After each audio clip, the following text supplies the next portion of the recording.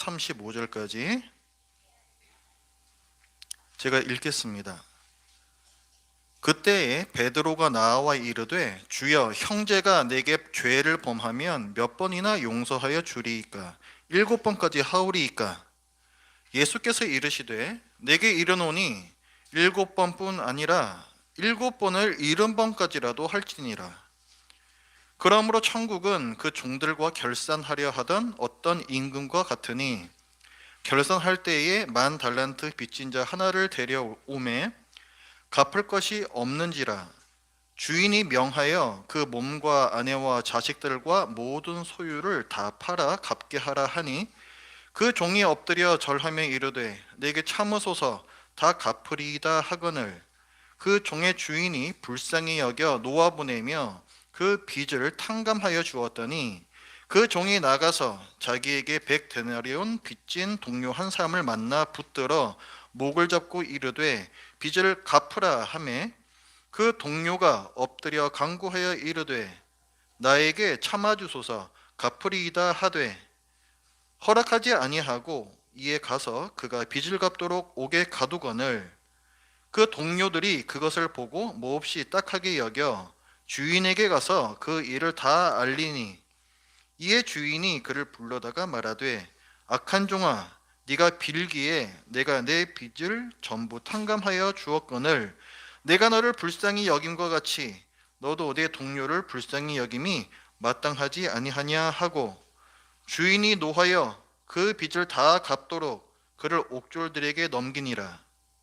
너희가 각각 마음으로부터 형제를 용서하지 아니하면 나의 하늘 아버지께서도 너희에게 이와 같이 하시리라. 아멘.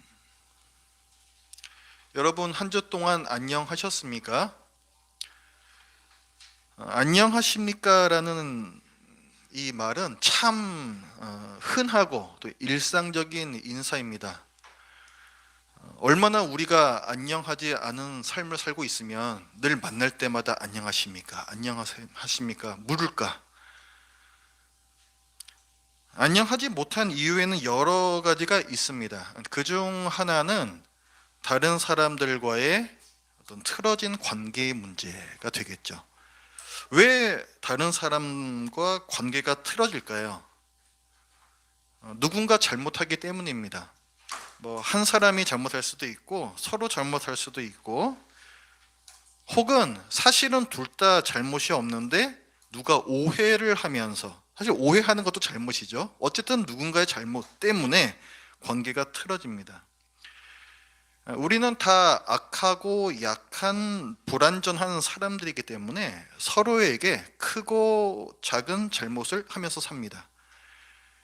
틀어진 관계를 회복하려면 어떻게 해야 할까요? 잘못한 사람은 자기 잘못을 인정하고 상대방에게 미안하다라고 사과하고 상대방은 그 사과를 받아주고 용서하면 됩니다. 말은 쉽지만 그러나 실제 상황에서는 이게 그렇게 쉬운 일이 아님을 우리는 또한 잘 알고 있습니다. 혹시 여러분은 결코 용서할 수 없는 어떤 사람이 있진 않으십니까? 저는 10년이 지나도록 용서하지 못하고 있는 어떤 사람이 있습니다. 이것이 늘 제게는 양심에 불편하게 느껴지는데 우리는 오늘 용서에 대한 예수님의 가르침을 보겠습니다.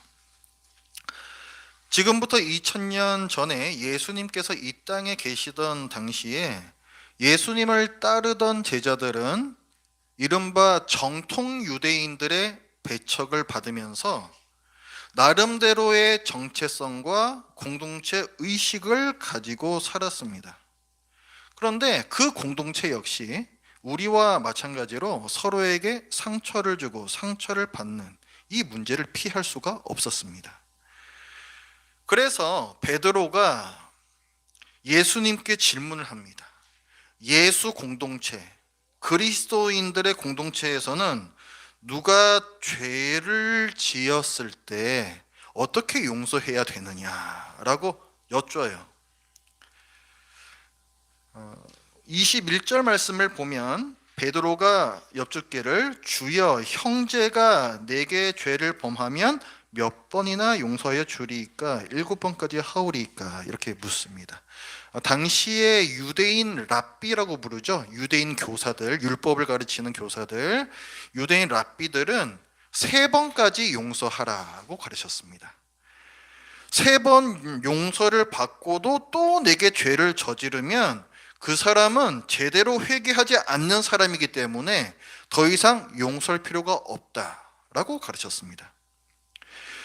베드로는 그들보다 예수 공동체가 더 탁월해야 한다, 사랑이 많아야 한다라고 생각했던 것 같습니다. 그래서 7번까지 용서해주면 되겠습니까? 라고 예수님께 질문을 합니다. 일단 우리가 한 가지 짚고 넘어가야 할 부분이 있는데,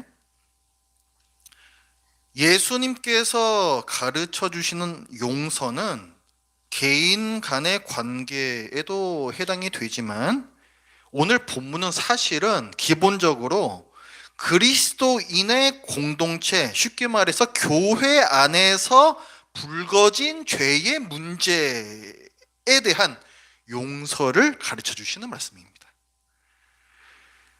오늘 이 본문 예수님의 용서에 대한 가르침은 바로 위에 15절부터 20절 교회의 권징이라고 부르는 이 본문과 이어지는 맥락 가운데 있습니다.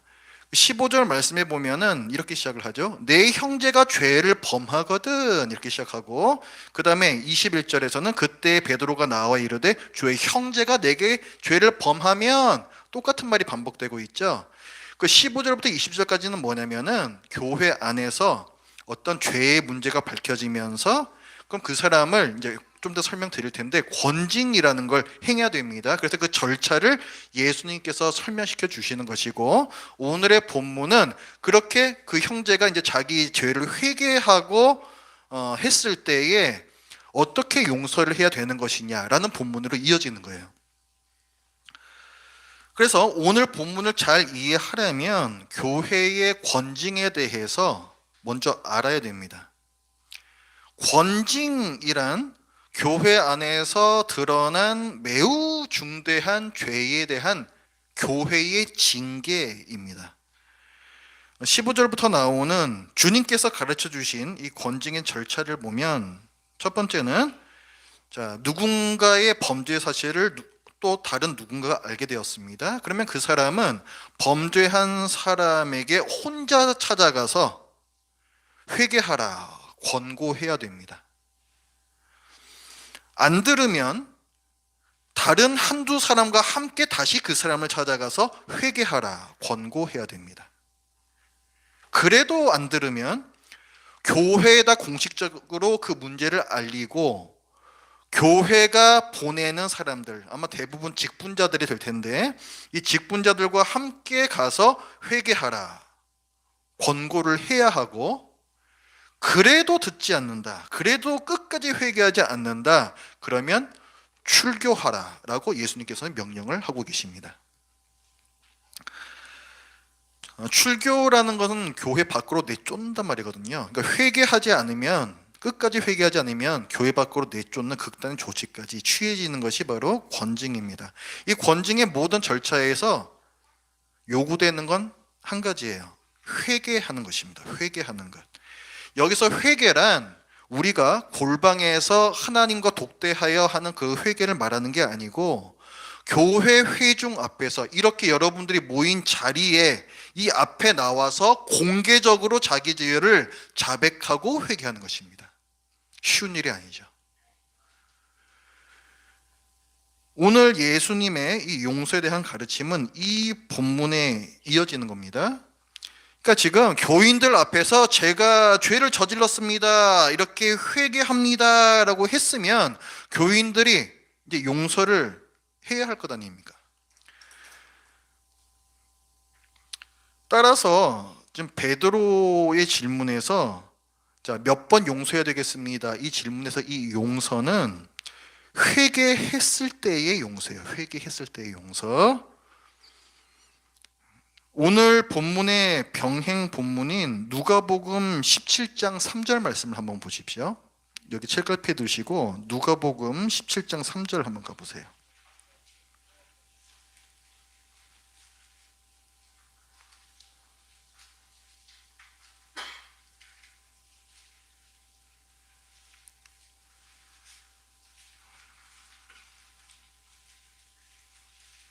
자, 누가복음 17장 3절과 4절 말씀을 같이 읽어봅니다. 시작. 너희는 스스로 조심하라. 만일 내 형제가 죄를 범하거든 경고하고 회개하거든 용서하라. 만일 하루에 7번이라도 내게 죄를 짓고 7번 내게 돌아와 내가 회개하노라 하거든 너는 용서하라 하시더라. 3절과 4절에 반복돼서 나오고 있죠. 어쩔 때 용서하라고? 회개하거든 용서하라. 사실 우리 일상생활에서 개인 간의 관계에서는요, 굳이 상대방이 나한테 잘못을 빌지 않아도 나 혼자 용서하는 것이 가능합니다. 그렇죠? 내가 참는다. 내가 너 그냥 너 용서한다. 나 혼자 삭힐 수가 있다고요. 그런데 오늘 보면 그런 게 아닌 거예요. 교회에서의 공적인 용서에 대한 부분이고, 이것은 공적인 회개가 반드시 있어야만 합니다.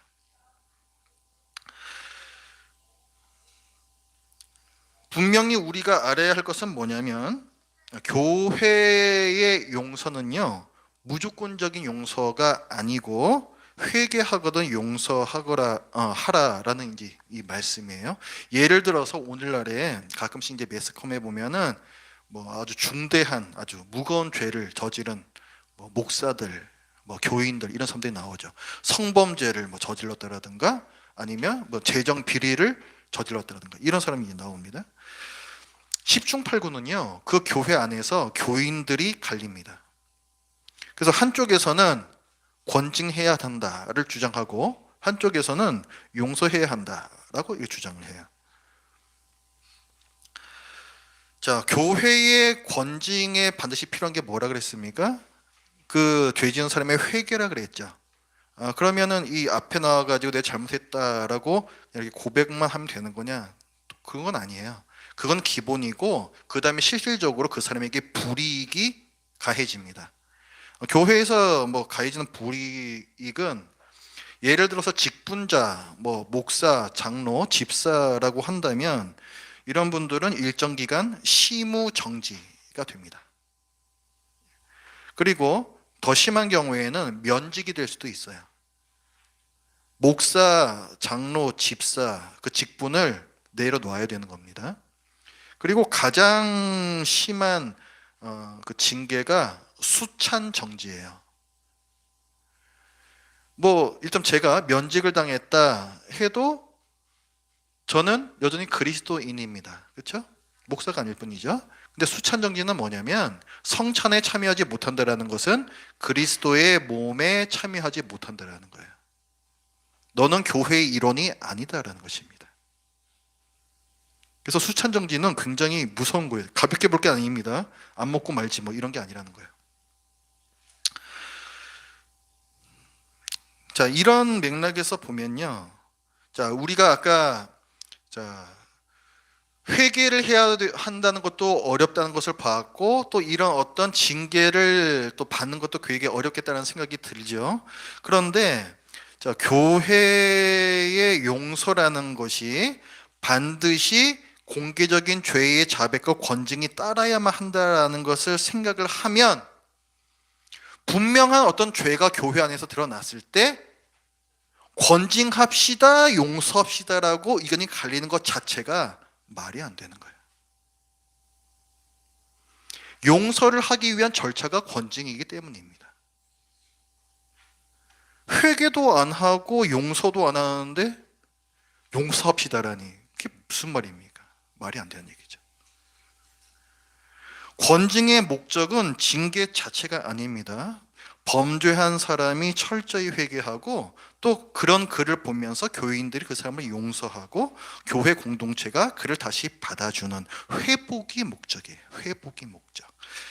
그러니 뭐 똑같은 죄인들끼리 누가 누구한테 돌을 던질 수 있느냐, 뭐 권징이 말이 되느냐, 그냥 용서하자라는 말은 진정한 의미의 용서가 아닙니다. 없던 일로 그냥 덮어버리자라는 회개도 용서도 없는 죄의 묵인, 여기에 불과한 거죠. 이것은 매우 잘못하는 일입니다.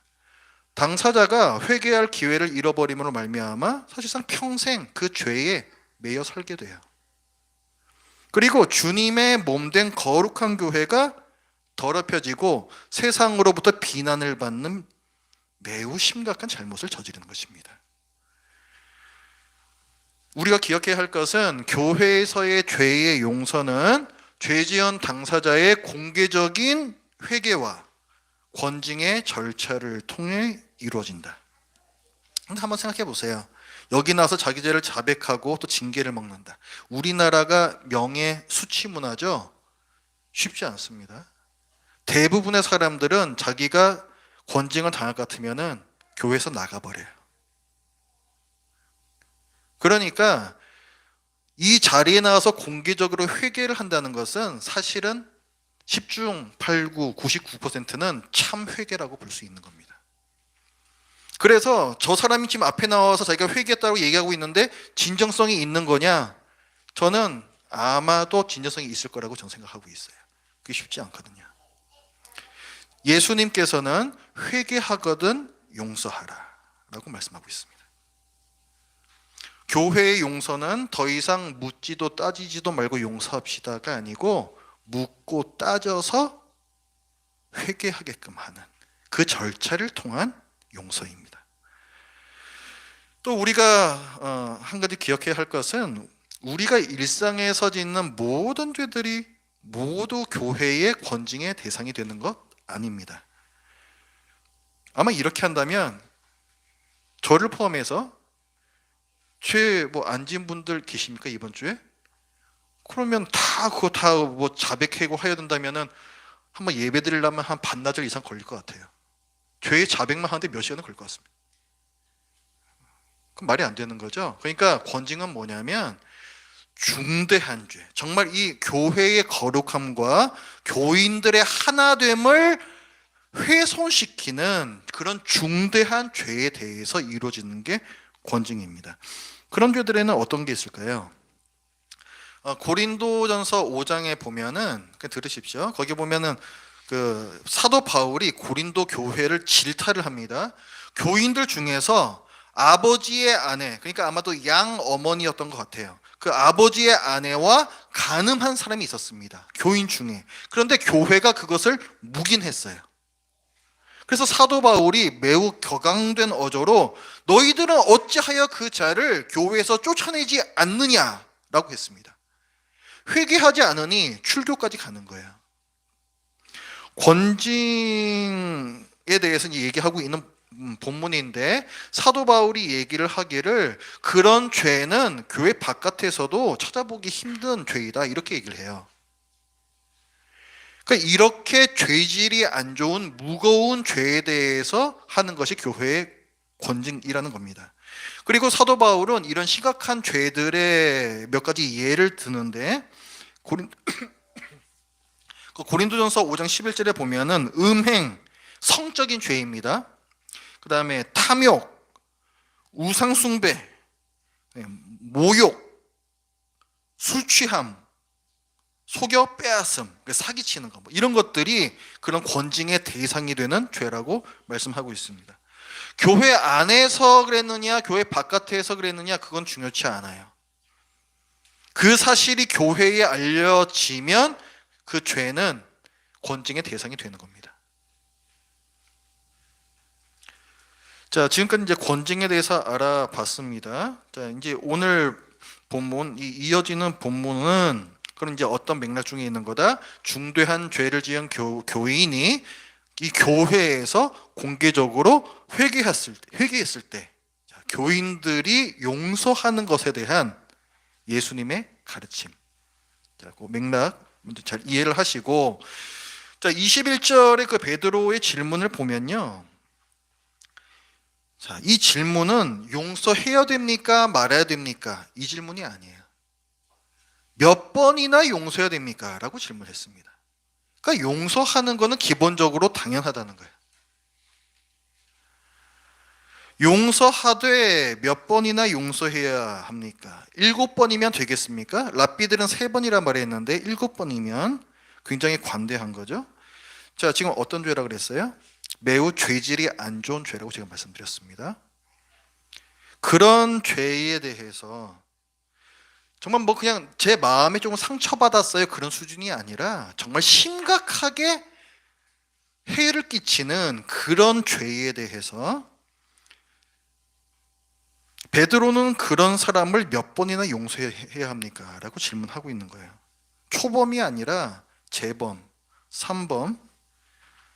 베드로는 7범까지도, 정과 7범까지도 용서하면 그 정도면 되지 않겠습니까? 이렇게 지금 질문을 한 겁니다. 성추행한 사람, 심한 욕설로 모욕을 한 사람, 거짓말을 해서 돈을 사기친 사람, 그 사람이 이 교회 안에 있는 겁니다. 근데 그 사람이 한 번만 그 짓을 한 게 아니고 한 번, 2번, 3번, 7번까지 그 일을 했다. 어떻게 해야 될까요? 사실 랍비들이 말한 바 3번까지는 용서하라, 이것만 해도 매우 너그러운 가르침인 것을 우리는 알 수가 있어요. 여러분, 그런 범죄자를 3번 용서할 수 있겠습니까? 7번까지, 정과 7번까지 용서할 마음이 있는 베드로도 대단한 사람이죠. 사실 저는 이것만 해도 굉장히 쇼킹한데 예수님의 대답은 더 쇼킹합니다. 22절에 예수님의 그 대답을 보면 예수께서 이르시되 네게 이르노니 7번뿐 아니라 7번을 70번까지라도 할지니라. 야, 7번이 뭐냐? 7번을 70번까지라도 해야지. 숫자 자체가 중요한 게 아니에요. 뭘 말씀하는 거예요? 끝없이 용서하라는 거예요. 끝없이 용서하라는 거. 이게 될 법한 말씀입니까? 한 번 용서하는 거는 그래도 가능할 것 같고 2번째 용서하는 거는 힘들지만 어찌어찌 하면 될 것도 같고, 근데 3번째부터는 좀 자신이 없어지는 게 우리 사회에도 뭐 삼진 아웃제 이런 게 있지 않습니까? 근데 예수님께서는 회개만 하면 몇 번이고 끝없이 용서하래요. 저는 솔직히 그렇게 못할 것 같습니다. 재범 3범쯤만 되면은 이 사람이 사실은 회개한 게 아니구나, 믿어준 우리 교인들이 바보였구나, 아주 깊은 배신감이 들 것 같습니다. 정말 그 인간이 싫어질 것 같아요. 저는 예수님의 무한 용서는커녕 뭐 베드로가 큰맘 먹고 얘기한 7번 용서는커녕 유대 랍비들의 3번 용서도 저는 못할 것 같습니다. 그런데 예수님께서는 끝없이 용서하라, 회개만 하면 몇 번이고 끝없이 용서하라 말씀을 하세요. 그 이유를 예수님께서 비유를 통해서 가르쳐 주십니다. 그게 23절부터 이제 나오는 말씀이에요. 자, 어떤 왕과 종이 있었습니다. 이 종은 왕에게 1만 달란트를 빚지고 있었습니다. 1만 달란트가 어느 정도 가치냐면요, 그러니까 우리 왜 최저 임금 뭐 이런 거 있잖아요. 그 하루 최저 이제 1급이 있단 말이에요. 그걸 이제 기준으로 하면요, 1만 달란트면 18만 연치의 노동 임금에 해당합니다. 그럼 그걸 빚을 졌으면 갚을 수 있는 거예요, 없는 거예요? 도저히 갚을 수가 없는 겁니다. 그게 1만 달란트라는 그 돈의 가치예요. 자, 종이 어쩌다 그랬는지 모르겠지만 하여간 왕에게 그런 큰 빚을 졌습니다. 그래서 왕이 그 종을 불러다가 갚아라 얘기했는데 어떻게 갚을 것 같다고? 뭔 수로 갚습니까? 그래가지고 그냥 꿇어 엎드려가지고 조금 더 유예 기간을 주십시오, 제가 어떻게든 다 갚겠습니다. 사실 못 갚죠. 어떻게 갚겠습니까? 어떻게 그렇게 얘기를 하는데 왕이 그거를 보고는 불쌍히 여겨서 그 1만 달란트를 다 탕감해 줍니다. 엄청난 은혜를 베푼 거죠. 근데 이 종이 그 큰 은혜를 받고 이제 왕 앞에서 나왔는데, 이제 길에서 자기한테 100데나리온을 빚진 사람을 만났어요. 1데나리온이 하루 품삯이거든요. 그러니까 100데나리온이면은 100일치 노동 임금이라고 보시면 됩니다. 그러니까 아까 1만 달란트에 비하면은 아주 조금이고, 뭐 조금만 좀 더 이렇게 좀 아끼고 살면은 이 정도는 좀 갚을 수 있을 것 같은 뭐 그런 돈이 아니겠습니까? 그런데 아마 그 갚기로 한 기간이 아마 지났던 것 같아요. 그래서 이 왕 앞에 있던 사람이 이제 나와가지고는 그 자기한테 빚진 사람을 이제 만나서, 자, 오늘 이제 본문에 보면은 자, 이 사람이 자기한테 빚진 사람의 목을 잡고, 자, 붙들고 목을 잡고라고 이렇게 이제 표현이 되어 있습니다. 이게 좀 더 그 원문 그대로 적나라하게 표현을 하자면은 목을 조르기 시작했다, 이런 표현이에요. 자기 이제 그 빚진 사람을 만나서 목을 조르기 시작했다. 여러분 그 격투기 레슬링 같은 데 보면 이 초크 기술, 초크하는 기술 있지 않습니까? 그 초크라는 단어를 씁니다. 이게 그 사람은 야 빚 갚어 해가지고 이제 너 죽을래 빚 갚을래 이 지경이 됐다는 거죠.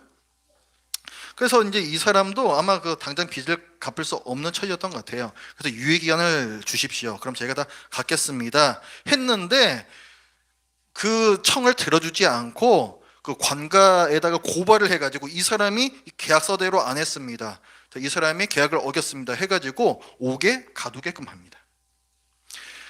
왕이 이 소식을 들었어요. 그래가지고 진노합니다. 그래서 그놈을 당장 내 앞으로 불러와라 하고서 혼을 냅니다. 근데 그 혼을 낼 때 뭐라고 얘기를 하냐면은 33절에 내가 너를 불쌍히 여김과 같이 너도 내 동료를 불쌍히 여김이 마땅하지 아니하냐, 이렇게 꾸짖어요. 자, 한번 보십시오. 이 말씀에서 왕이 이 종한테 진노한 이유가 뭡니까? 100데나리온을 탕감하지 않아서 지금 화가 난 건가요, 왕이? 왕은 뭘 얘기하고 있어요? 네가 100데나리온도 갚지 못하는 사람을 불쌍히 여기지 않은 게 잘못이다, 얘기하고 있어요. 100데나리온도 갚지 못하는 사람, 그런 사람을 불쌍히 여기지 않는, 그게 문제라고 얘기를 하고 있습니다. 유예 기간조차도 주지 않는 그런 아주 냉혹함, 전혀 불쌍히 여기는 마음이 없고 그저 계약서에 쓴 대로 냉정하게 정의를 실현하는 이 모습을 책망하십니다. 이것은 비유죠. 하나님 나라의 정의에 대해서 말씀하고 있는 겁니다. 오늘 본문에서도 23절에 보면은 그러므로 천국은, 하나님 나라는 그 종들과 결산하려 하던 어떤 임금과 같아. 자, 교회의 뭐 징계나 이런 것들도 다 정의를 실현하는 거잖아요. 그런데 그 교회의 정의는 어떤 성격이 있는지를 알려주시는 거예요.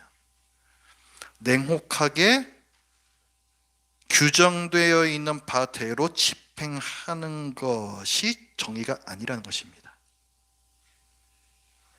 분명히 죄의 자백이 있어야 되고 회개가 있어야 하고 거기에 따른 그 사람의 죄를 불이익이 있어야 하는데, 또한 거기 플러스 용서라는 게 있어야 되는 거예요.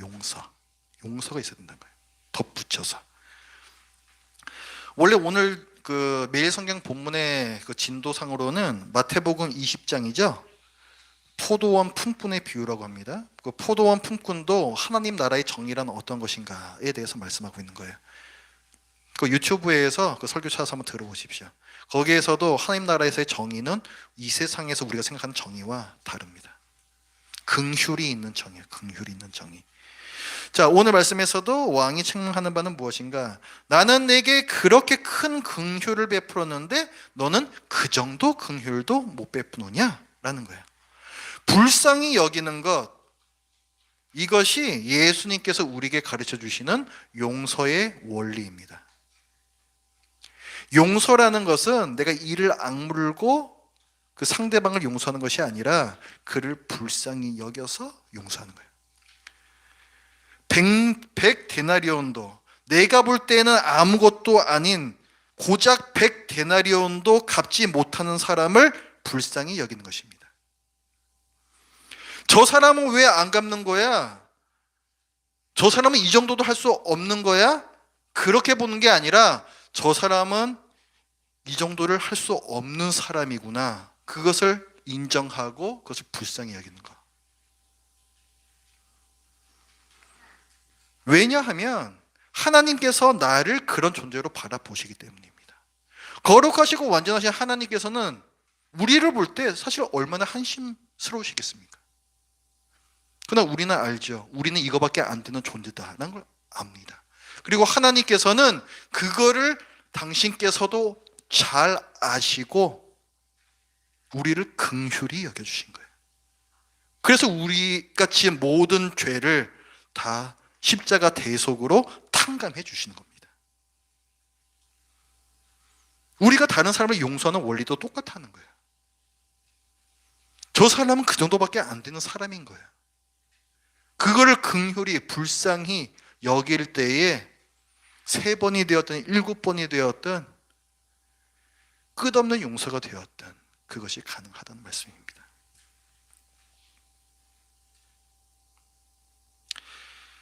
예수님께서는 말씀하고 계십니다. 하나님께서 너희 때문에 그렇게 많은 상처와 아픔을 겪으시고도 너희를 불쌍히 여겨 너희의 모든 죄를 용서해 주셨는데 그 큰 은혜를 받았다면 너희도 다른 사람에게 그 불쌍히 여기는 은혜를 베푸는 게 당연하지 않겠니? 네가 받은 피해와 상처가 많이 아프고 힘든 거 나도 안다. 그러나 내가 받은 상처와 그 아픔도 생각해 보아라. 너한테 100데나리온도 갚지 못하는 그렇게밖에 못 되는 그 사람을 불쌍히 여기는 마음이 너의 아픔을 이길 수는 없겠니? 이곳에는 하나님께 용서받은 사람들이 모였습니다. 그럼에도 불구하고 우리는 언제든지 실족할 위험이 있는 사람들이고 회개가 필요한 사람들이고 다른 사람들의 용서가 필요한 사람들입니다. 저 사람은 도대체 왜 저런 거야? 내가 보기에 저 사람은 왜 도대체 저 정도밖에 안 되는 거야? 이해가 안 되고 용서가 안 될 때에 정말 그 정도밖에 안 되는 그 사람을 불쌍히 여기는 마음을 가지시기 바랍니다.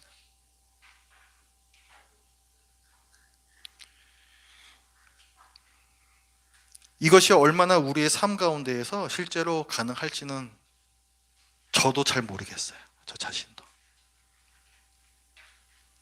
하지만 사람으로 오셨던 예수님께서 하나님 나라의 정의와 용서는 이런 것이란다 우리에게 말씀해 주셨다면 우리는 그것이 잘 안 될지라도 해보려고 몸부림칠 의무가 있는 것입니다. 날 불쌍히 여기시는 하나님의 마음을 헤아리시고 그 마음으로 다른 사람에게 흘려 보내시기 바랍니다. 기도하겠습니다. 하나님 아버지, 오늘 예수님의 말씀을 통하여서 용서에 대해서 저희 살펴보았습니다. 참 힘들고 어렵고 참 하기 싫은 것이 이 용서인데 저희를 용서해 주신 하나님의 그 불쌍히 여기심을 저희들이 배웠사오니 하나님 아버지, 저희들도 다른 사람을 볼 때에 그 동일한 시각을 가지고 용서를 행하려 노력하겠습니다. 하나님 아버지, 이 교회 안에서 또 죄의 문제가 불거질 때에 또 저희들의 개인과 개인 간의 관계에서 또 이 죄의 문제가 괴롭힐 때에 저희들이 매 순간에 이 거룩함과 또 긍휼과 이 서로 모순되는 것만 같은 이 모든 가치들을 저희들이 잘 구현해낼 수 있도록 도와주시옵소서. 예수님의 이름으로 기도드립니다. 아멘. 찬송가 232장